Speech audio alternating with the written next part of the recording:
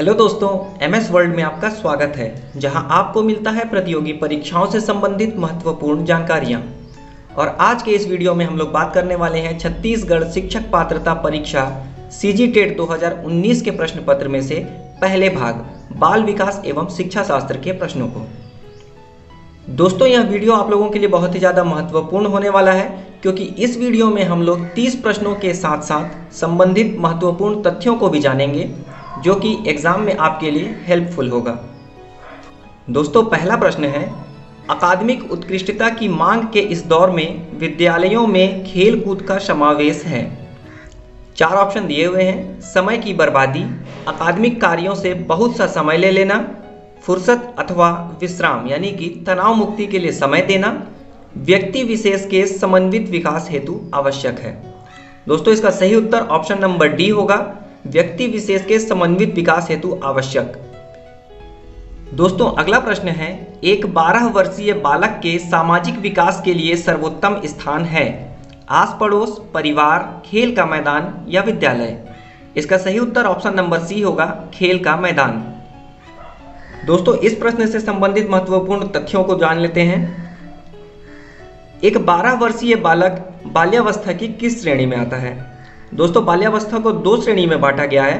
पूर्व बाल्यावस्था, जो कि 2 से 6 वर्ष के बीच की होती है, और दूसरा होता है उत्तर बाल्यावस्था, जो कि 6 से 12 वर्ष के बीच होता है।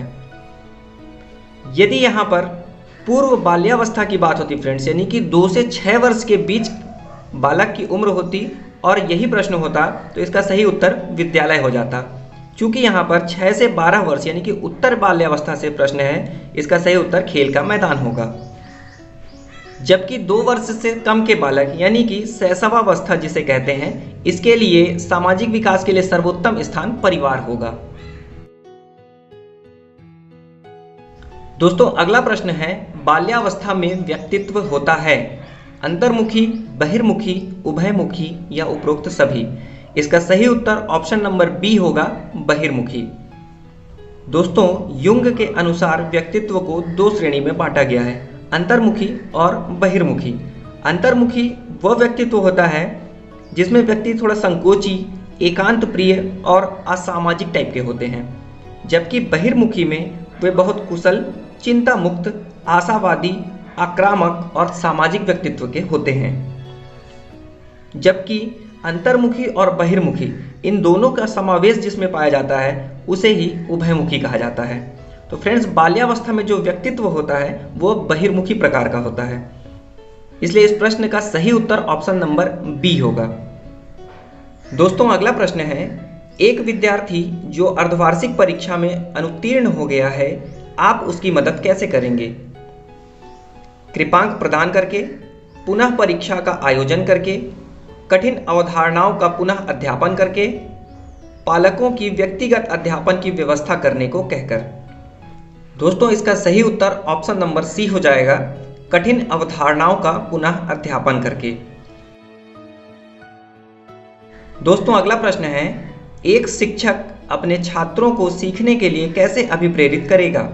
अनुशासन द्वारा, प्रश्न पूछकर, जिज्ञासा जगाकर, कहानी लेखन के द्वारा।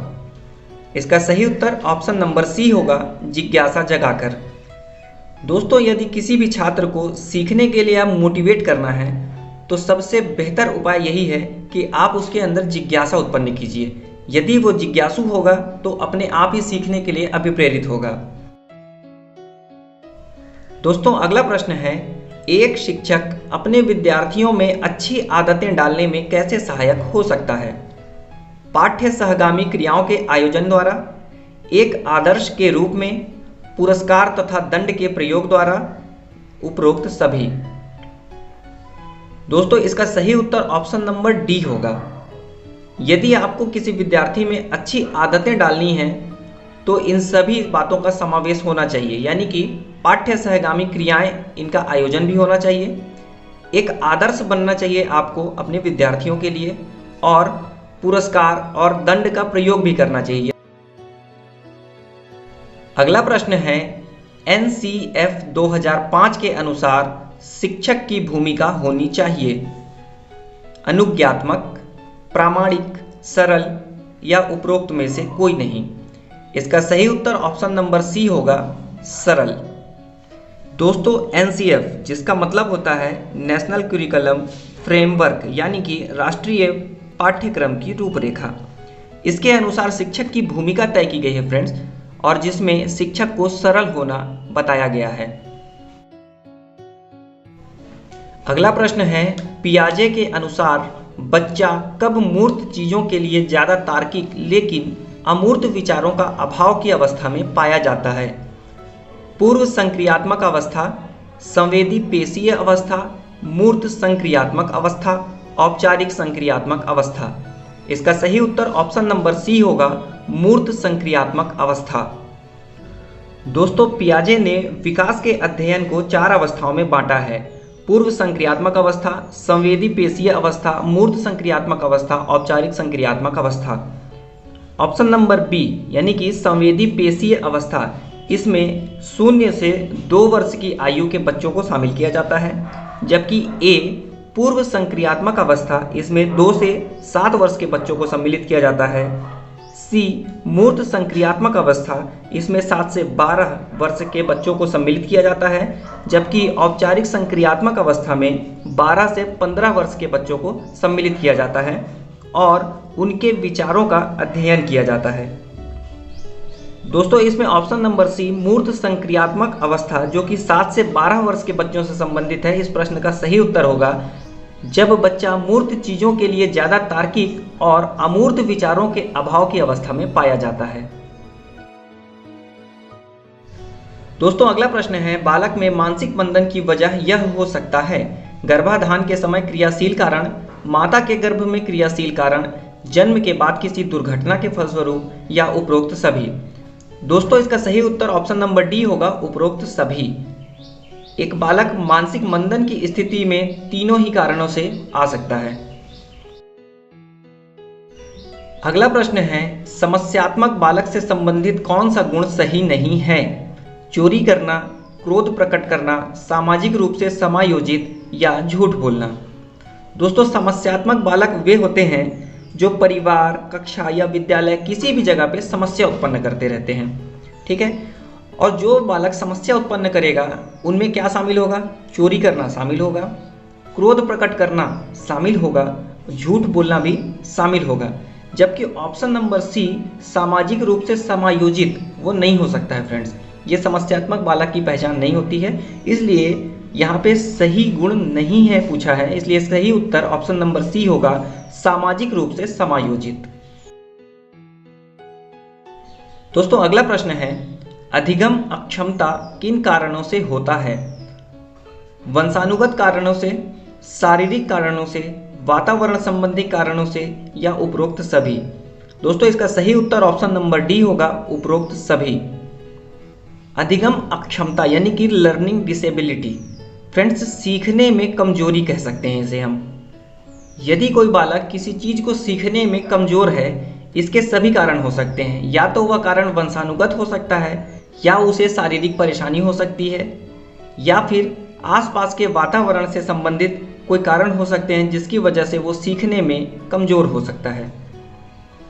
दोस्तों यदि आप हमारे चैनल पर पहली बार विजिट कर रहे हैं या अभी तक हमारे चैनल को सब्सक्राइब नहीं किया है तो हमारे चैनल को सब्सक्राइब करें हमें सपोर्ट करने के लिए, और बेल आइकन प्रेस कर सकते हैं ताकि इसी प्रकार के इन्फॉर्मेटिव वीडियोस की नोटिफिकेशन आप तक पहुंचती रहे। दोस्तों अगला प्रश्न है, बालकों की अभिवृद्धि एवं विकास में अभिवृद्धि शब्द बालकों के व्यक्तित्व के किस पक्ष से संबंधित है? मानसिक, शारीरिक, चारित्रिक, या संवेगात्मक। दोस्तों बालकों की अभिवृद्धि एवं विकास, इस वाक्य में जो अभिवृद्धि दिया हुआ है, इस अभिवृद्धि का अर्थ यह होता है कि इसमें जो परिवर्तन होता है वो मात्रात्मक होते हैं, यानी कि इन्हें नापा या तौला जा सकता है। तो फ्रेंड्स जो मानसिक, चारित्रिक और संवेगात्मक अभिवृद्धि होगी उसे नापा या तोला नहीं जा सकेगा। तो इस हिसाब से इसका सही उत्तर ऑप्शन नंबर बी होगा, शारीरिक। शारीरिक वृद्धि वो है फ्रेंड्स जिसे हम नाप सकते हैं। दोस्तों अगला प्रश्न है, निम्नलिखित में से कौन सी व्यूह रचना समस्या केंद्रित है? प्रायोजना, अन्वेषण, खोज, या उपरोक्त सभी। इसका सही उत्तर ऑप्शन नंबर डी होगा, उपरोक्त सभी। दोस्तों अगला प्रश्न है, निम्नलिखित में से कौन सा कथन शिक्षक की भूमिका के संबंध में सही है? शिक्षक को समालोचनात्मक होना चाहिए, शिक्षक को अच्छे विद्यार्थियों का पक्ष लेना चाहिए, शिक्षक का विद्यार्थियों के प्रति मित्रवत दृष्टिकोण होना चाहिए, शिक्षक को विद्यार्थियों से दूरी बनाकर रखना चाहिए। दोस्तों इसका सही उत्तर ऑप्शन नंबर सी होगा, शिक्षक का विद्यार्थियों के प्रति मित्रवत दृष्टिकोण होना चाहिए। दोस्तों अगला प्रश्न है, एक नवजात अपनी माता के स्पर्श की प्रतिक्रिया में मुस्कुराता है, यह निम्न में से किस प्रक्रिया का उदाहरण है? संज्ञानात्मक, जैविक, सामाजिक संवेगात्मक या विश्लेषणात्मक? इसका सही उत्तर ऑप्शन नंबर सी होगा, सामाजिक संवेगात्मक। दोस्तों अगला प्रश्न है, एक बालक जिसकी शिक्षा की प्राप्तियां उस स्तर से कम है जिसके वो योग्य है, उसे हम खाली स्थान कह सकते हैं। प्रतिभाशाली बालक, पिछड़ा बालक, अपराधी बालक या विकलांग बालक? दोस्तों ऐसा बालक जिसकी शिक्षा की प्राप्तियां उसके स्तर से कम है, यानी कि वो अपने स्तर से कम सीख पा रहा है या समझ पा रहा है, ऐसे बालक को हम पिछड़ा बालक कहते हैं। प्रतिभाशाली बालक, अपराधी बालक या विकलांग बालक इस श्रेणी में नहीं आते हैं। दोस्तों अगला प्रश्न है, एनसीईआरटी की नवीनतम पाठ्य चर्चा की रूपरेखा अस्तित्व में आई 2000 में, 2004 में, 2005 में या 2006 में? इसका सही उत्तर ऑप्शन नंबर सी होगा, 2005 में। एनसीईआरटी की नवीनतम पाठ्य चर्चा की रूपरेखा 2005 में अस्तित्व में आई थी। दोस्तों यहाँ से आपको एनसीईआरटी की फुल फॉर्म मालूम होनी चाहिए, national council of education research and technology. दोस्तों अगला प्रश्न है, एक 11 वर्षीय बच्चे से संबंधित कौन सा कथन सही नहीं है?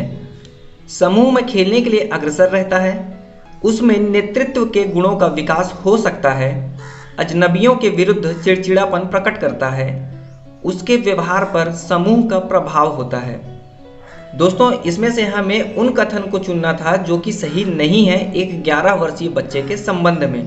तो इसका सही उत्तर ऑप्शन नंबर सी होगा फ्रेंड्स, अजनबियों के विरुद्ध चिड़चिड़ापन प्रकट करता है। ये 11 वर्षीय बच्चे से संबंधित तथ्य नहीं है, जबकि समूह में खेलने के लिए अग्रसर रहना, नेतृत्व के गुणों का विकास होना और उसके व्यवहार पर समूह का प्रभाव होना, ये सभी जो है 11 वर्षीय बच्चे के संबंध में बिल्कुल सही कथन है। दोस्तों अगला प्रश्न है, यदि बालक में अधिगम अक्षमता का संबंध संवेदन तथा गामक तंत्र में आए दोष से है तो किस प्रोग्राम का प्रयोग किया जाता है? विटमेर का psycho educational programme, the pragmatic general diagnostic remedial approach, Strauss Lehtinen Cruickshank perceptual motor programme या इनमें से कोई नहीं? दोस्तों इसका सही उत्तर ऑप्शन नंबर सी होगा, straws Lehtinen Cruickshank perceptual motor programme. दोस्तों इस प्रोग्राम का प्रयोग तब किया जाता है जब बालक में अधिगम अक्षमता का संबंध जो है संवेदन तथा गामक तंत्र में आए दोष से संबंधित होता है। दोस्तों अगला प्रश्न है, श्रवण बाधित बच्चों को पढ़ाने के लिए क्या प्रयुक्त की जाती है? यंत्र, ब्रेल लिपि, सांकेतिक भाषा या उपरोक्त सभी? दोस्तों श्रवण बाधित बच्चे यानी कि ऐसे बच्चे जो कि सुनने में अक्षम होते हैं, यानी कि वो सुन नहीं सकते हैं। फ्रेंड्स ऐसे बच्चों को पढ़ाने के लिए हमें सी ऑप्शन यानी कि सांकेतिक भाषा का प्रयोग करना पड़ता है। इस प्रश्न का सही उत्तर ऑप्शन नंबर सी होगा, सांकेतिक भाषा। दोस्तों अगला प्रश्न है, विलियम किलपैट्रिक को शिक्षण के किस विधि में योगदान के लिए जाना जाता है? व्याख्यान विधि, प्रोजेक्ट विधि, खेल विधि, वैज्ञानिक विधि? इसका सही उत्तर ऑप्शन नंबर बी होगा फ्रेंड्स, प्रोजेक्ट विधि।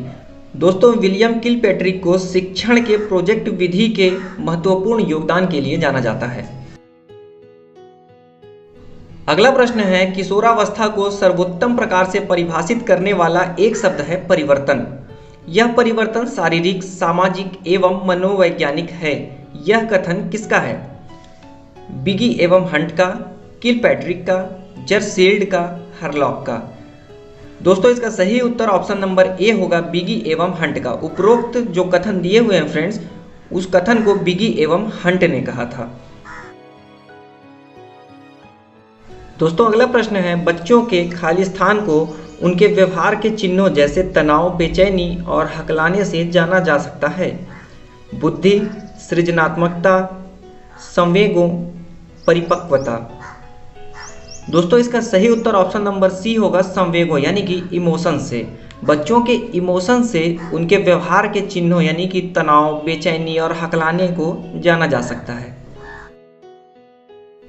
अगला प्रश्न है, 5 वर्ष का बच्चा पहली बार चिड़ियाघर में ऊंट को देखकर कहता है घोड़ा। यह उदाहरण संज्ञानात्मक योजना में किस सुधार की प्रक्रिया को प्रदर्शित करता है? समावेशीकरण, समायोजन, संरक्षण, क्रमिकता। इसका सही उत्तर ऑप्शन नंबर ए होगा फ्रेंड्स, समावेशीकरण। दोस्तों अगला प्रश्न है, अनुभव के द्वारा व्यवहार में होने वाले परिवर्तन को हम कहते हैं उपलब्धि, रुचि, अभिप्रेरणा या सीखना। तो इसका सही उत्तर ऑप्शन नंबर डी होगा फ्रेंड्स, सीखना। अनुभव के द्वारा व्यवहार में होने वाले परिवर्तन को सीखना कहते हैं। दोस्तों अगला प्रश्न है, प्रथम किंडरगार्टन प्रारंभ किया गया था? फ्रेडरिक फ्रोबेल ने, बेंजामिन फ्रैंकलिन ने, जोहान पेस्टोलॉजी ने, डेविड क्लिंटन ने। इसका सही उत्तर ऑप्शन नंबर ए होगा फ्रेंड्स, फ्रेडरिक फ्रोबेल ने। दोस्तों फ्रेडरिक फ्रोबेल ने 1840 में जर्मनी के अंदर पहले किंडरगार्टन की स्थापना की थी। दोस्तों किंडरगार्टन का शाब्दिक अर्थ जो होता है बच्चों की बाड़ी यानी कि बच्चों के बगीचे से संबंधित है। भारत में इसकी 3 अवस्थाएं पाई जाती हैं, यानी कि जो स्कूल से पहले friends play group, LKG, UKG होते हैं, ये 3 अवस्थाएं भारत में भी पाई जाती हैं। अगला प्रश्न है, बेसिक शिक्षा या नई तालीम का अन्य नाम है? अनिवार्य शिक्षा, नई शिक्षा नीति, वर्धा शिक्षा योजना, सर्व शिक्षा अभियान। इसका सही उत्तर ऑप्शन नंबर सी होगा फ्रेंड्स, वर्धा शिक्षा योजना। दोस्तों अगला प्रश्न है, मानसिक विकास के पक्ष हैं संवेग, बुद्धि, भाषा या उपरोक्त सभी। इसका सही उत्तर ऑप्शन नंबर डी होगा फ्रेंड्स, उपरोक्त सभी। संवेग, बुद्धि और भाषा ये सभी जो है मानसिक विकास के पक्ष हैं। अगला प्रश्न है, प्रयास एवं भूल द्वारा सीखने के लिए क्या आवश्यक है? प्रेरणा, बाधा, निरर्थक प्रतिक्रियाएं या उपरोक्त सभी। इसका सही उत्तर ऑप्शन नंबर डी होगा फ्रेंड्स, उपरोक्त सभी।